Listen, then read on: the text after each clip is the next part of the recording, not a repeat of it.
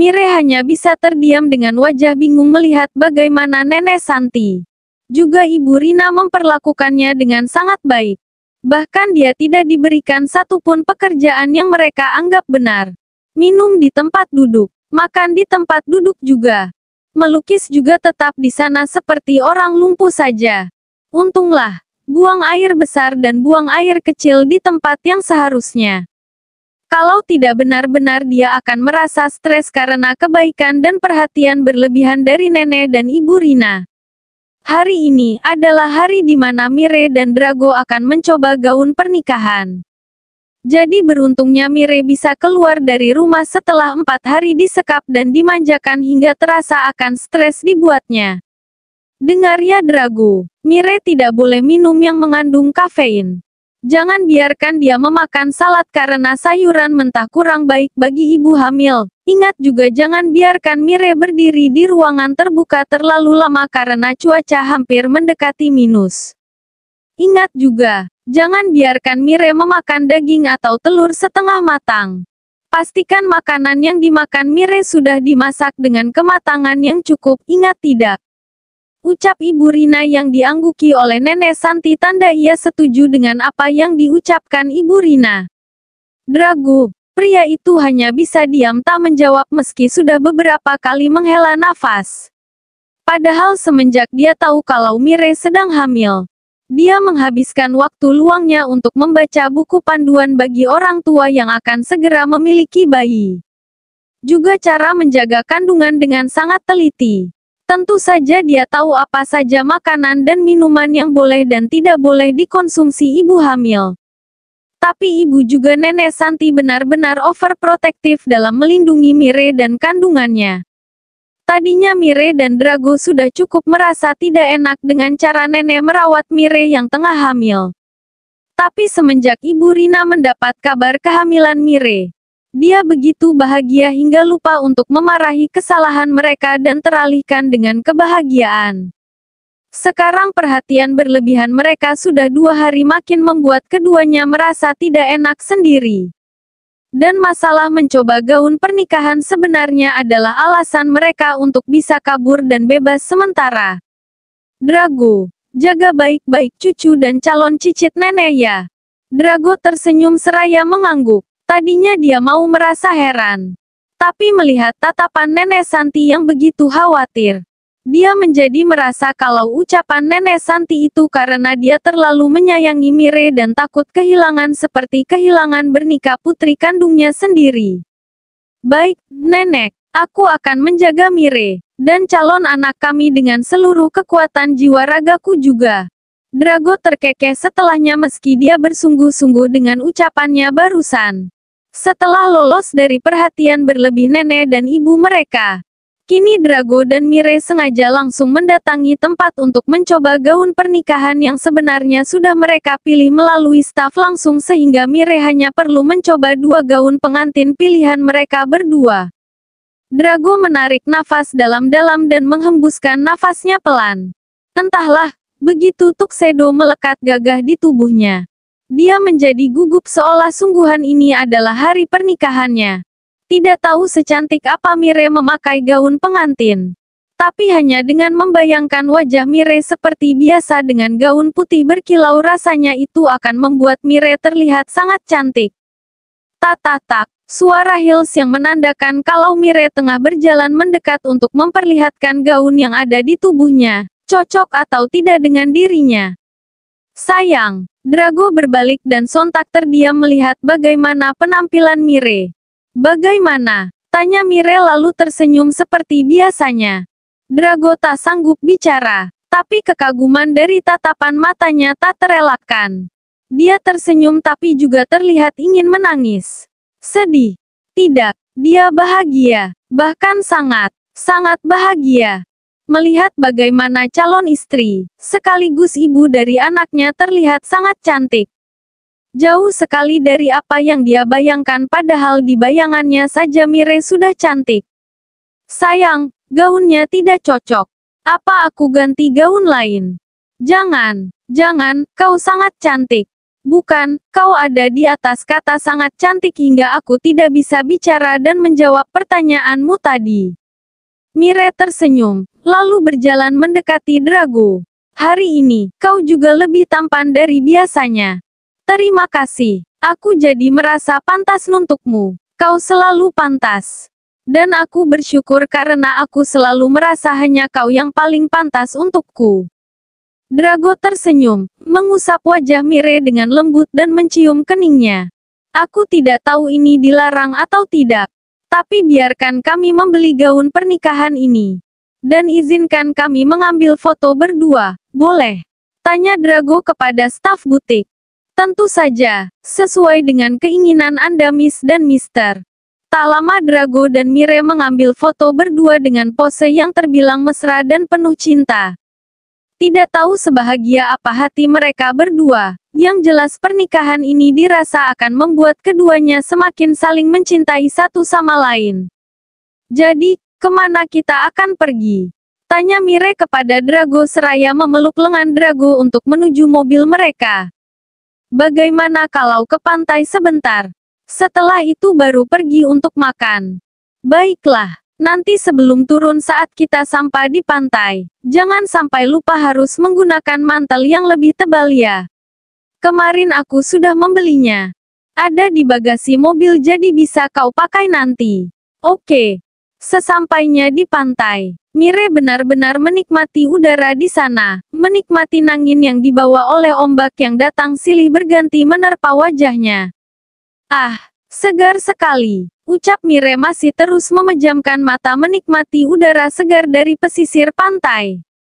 Sementara Drago, pria yang dulunya tidak menyukai pantai sama sekali karena sudah pernah hampir tenggelam di laut saat kecil, kini sudah tak lagi merasakan hal itu. Indah, begitulah pantai yang dia lihat sekarang berkat Mire yang terus terlihat bahagia saat bermain dengan pasir pantai. Begitu lepas senyum dan tawanya. Jadi kenangan tidak mengenakan dulu menghilang digantikan keindahan oleh Mire. Cukup lama mereka di sana, Nenek dan Ibu Rina juga sudah mulai terus-menerus menghubungi. Juga sudah mengirim beberapa pesan kepada mereka. Jadi mereka memutuskan untuk mengakhiri kesenangan mereka di pantai. Sayang, kita langsung pulang saja ya. Kita makan bersama Nenek dan Ibu. Bagaimana? Ah, tapi aku mau makan berdua saja denganmu. Rengek Mire. Baiklah, kita makan di tempat biasa kita makan saja ya. Mire mengangguk setuju dengan cepat. Lampu merah. Tentu saja mobil Drago berhenti demi keamanan dan memarahi peraturan adalah wajib bagi para pengendara. Untuk menunggu lampu bergerak menjadi kuning dan hijau. Drago mengajak Mire mengobrol hal-hal receh seperti coba untuk membayangkan saat perut Mire membesar. Dan di saat mereka sibuk terkekeh. Dan saling menggoda, tanpa disadari sebuah mobil sedan melaju dengan kecepatan tinggi ke arah mereka. Saat mobil itu sudah akan menabrak mobil mereka, Drago baru menyadari hal itu dan tidak sempat mengelak dan terjadilah benturan keras yang tak terhindarkan. Sayang! Teriak Mire saat Drago dengan cepat melepas sabuk pengamannya dan mendekap tubuh Mire agar terhindar dari benturan yang akan tepat kepadanya. Mire duduk di kursi tunggu ruang operasi dengan tatapan kosong. Air matanya ia biarkan saja terus menetes entah sudah berapa ratus tetes air mata yang jatuh dari pelupuk matanya. Bayangan-bayangan akan insiden yang terjadi dengan begitu cepat membuatnya tak sanggup untuk cemas. Dia terus mengingat bagaimana Drago menutupi tubuhnya dengan tubuh Drago sendiri. Dan menahan hantaman keras dari mobil sedan yang melaju kencang ke arahnya. Hanya sedikit luka gores dari pecahan kaca yang ada di pelipisnya. Dan dia bisa duduk dengan selamat semua itu karena Drago yang mengorbankan dirinya untuk melindungi Mire beserta calon anak mereka. Tidak tahu beruntung atau tidak. Tapi kalau saja mobil yang ditumpangi Mire dan Drago terguling, bisa saja Mire juga tidak akan baik-baik saja hingga sekarang. Mire, Mire, panggil Ibu Rina dan Nenek Santi seraya berjalan cepat mendekat ke arah Mire yang sudah seperti orang linglung. Nak, kau baik-baik saja. Bagaimana dengan Drago? Apa dia juga baik-baik saja? Tanya Ibu Rina yang terlihat amat khawatir hingga tangan yang tengah memegang bahu Mire terasa bergetar. Mire, kenapa kau diam saja nak? Jawab Ibu Rina, sayang. Ujar sang nenek seraya mengusap kepala Mire. Perlahan, mata Mire naik pandangan untuk menatap Ibu Rina. Air matanya jatuh tanpa dia bisa berkata apapun. Dan dari sanalah Ibu Rina tahu kalau Drago pasti dalam keadaan yang tidak baik-baik saja. Tidak boleh. Dragoku harus baik-baik saja. Ibu Rina terduduk lemas di lantai dengan posisi bersimpuh. Hancur, dan juga tak rela jika sesuatu yang buruk terjadi dengan putranya. Sudah cukup dia ditinggalkan lebih dulu oleh suami dan juga putrinya. Jadi mana bisa dia sanggup kalau harus kehilangan putranya. Satu-satunya anak sekaligus sumber kekuatannya serta alasan untuk ia hidup selama ini. Rina, bersabarlah nak, operasinya sedang berlangsung. Jadi kita tunggu saja, sembari terus berdoa. Berkat Nenek Santi, Ibu Rina kini sedikit lebih tenang. Sementara Mire, gadis cantik yang sebentar lagi akan menjadi seorang istri juga seorang ibu itu hanya bisa menangis dengan tatapan kosong. Operasi selesai, dan para dokter yang menangani Drago sudah mulai keluar dari ruang operasi. Dokter, Ibu Rina dan Nenek Santi segera bangkit untuk mengetahui keadaan Drago. Sementara Mire, dia yang tidak memiliki banyak tenaga hanya bisa perlahan bangkit tanpa bisa menghentikan tukang laju air matanya. Dokter itu menghela nafas, lalu menatap dengan tatapan prihatin. Pasien mengalami benturan yang amat keras di bagian punggung hingga membuat beberapa organ dalamnya memar juga terdapat banyak gumpalan darah. Beberapa potongan kaca yang menembus kulitnya juga mengenai jantungnya hingga mengalami kebocoran. Belum lagi pasien juga mengalami benturan yang lumayan keras di bagian belakang kepala. Semua itu sangat serius. Dengan berat hati saya harus menyampaikan keadaan pasien yang sebenarnya. Pasien sedang dalam keadaan koma. Jadi tugas kita, terutama keluarga adalah mendoakan, dan kami akan membantu semampu kami. Tidak boleh. Aku tidak ingin kehilangan putraku. Aku tidak mau dia pergi meninggalkanku juga. Dia tidak boleh pergi. Seharusnya aku saja yang mati bukan putraku. Tidak boleh. Ibu Rina menangis histeris, sementara di belakang punggungnya. Mire sudah mulai tak sanggup lagi bertahan dan pingsan. Untunglah, seorang dokter yang ikut membantu jalannya operasi sigap menahan tubuh Mire hingga tidak membentur lantai. 3 jam berlalu, perlahan-lahan mata Mire mulai terbuka. Pelipis yang tadinya tergores kaca dan berdarah kini juga sudah diperban. Mire, sapa sang nenek begitu mata Mire terbuka sempurna. Sejenak Mire menoleh menatap neneknya, lalu tersenyum. Untunglah, jadi aku hanya mimpi buruk saja. Nenek terdiam dengan tatapan pilu. Mire memegangi pelipisnya yang terasa perih dan ngilu. Dek, luka ini, bukankah ini artinya apa yang terjadi bukanlah mimpi? Nek, Drago di mana? Tanya Mire seraya bangkit dengan buru-buru dari posisi berbaring di atas berangkar rumah sakit. Mire, istirahatlah dulu. Dokter bilang kau sangat stres dan ini tidak baik untuk kandunganmu nak. Sesungguhnya nenek sendiri ingin sekali menangis, tapi kalau dia menangis di hadapan Mire, cucu satu-satunya yang sedang mengandung itu pasti akan menjadi lebih panik lagi. Maka satu-satunya pilihan yang dapat dia lakukan adalah berpura-pura tegar. Istirahat. Di saat seperti ini mana bisa aku istirahat nenek? Katakan saja di mana Drago. Biarkan aku bertemu dengannya nenek.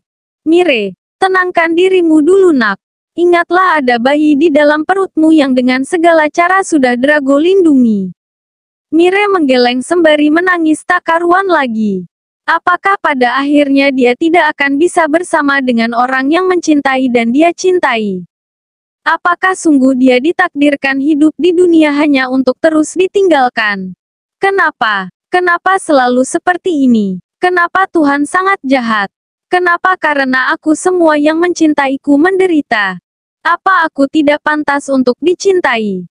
Kenapa tidak aku saja yang mati?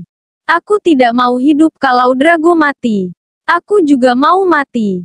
Mire, bentak Lucy yang sedari tadi memilih untuk menunggu di luar karena tidak sanggup menahan tangisnya. Tapi begitu mendengar Mire histeris, dia segera menyeka air matanya dan masuk demi untuk menenangkan sahabat baiknya itu. Lucy meraih kedua pundak Mire dan dengan erat menekannya. Kau pikir jika kau ingin mati kau bisa mati? Drago sudah melindungimu sampai dia koma agar kau dan bayi kalian baik-baik saja. Lalu bagaimana bisa kau tidak menghargai pengorbanan besarnya dan mengatakan hal bodoh ini? Kau pikir Drago akan setuju?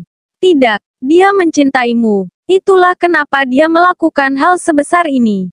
Sadarlah Mire, bagian dari kalian, bayi kalian hidup di perutmu. Lagi pula Drago belum mati. Kenapa kau sudah putus asa seperti ini? Mire menangis terseduh-seduh tak lagi bicara. Laku dengan cepat Lucy membantah ke dalam pelukannya. Aku tahu sekarang kau menyalahkan dirimu sendiri. Aku tahu kau membenci dirimu sendiri, tapi semua ini juga bukan kau yang menginginkannya. Ingatlah betapa kuatnya seorang Mire. Lalu jadilah Mire yang seperti itu. Jika kau datang dengan air mata dan perasaan kacau ini untuk menemui Drago, bagaimana bisa kau akan memberikan semangat padanya agar dia bangun? Hah! Tenangkan dirimu Mire, kau harus kuat. Bukan hanya untuk menghadapi Drago dan memberinya semangat, tapi juga untuk anak kalian yang pasti juga sedang sedih dan sama hancurnya sepertimu. Kau adalah seorang ibu meski anakmu belum lahir. Jadi aku yakin kau tidak akan egois lagi. Lucy mengusap pelan punggung Mire sembari terus mendekapnya erat. Aku tidak bisa menenangkan diriku Lucy, ucap Mire. Bisa, kau bisa.